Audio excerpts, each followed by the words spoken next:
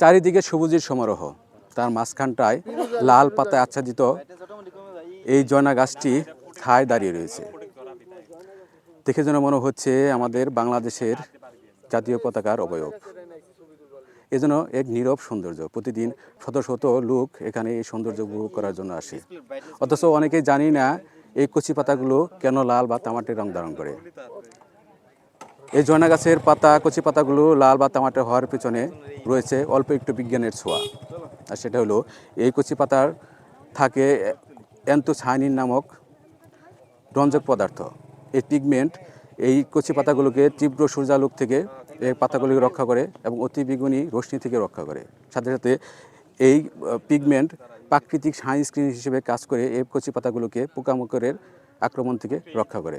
ধীরে ধীরে এই পাতা পরিণত হলে পাতায় ক্লোরোফিল তৈরি হয় আর চারদিক সবুজে ভরে ওঠে। চমৎকার না বিষয়টা? সত্যিই চমৎকার।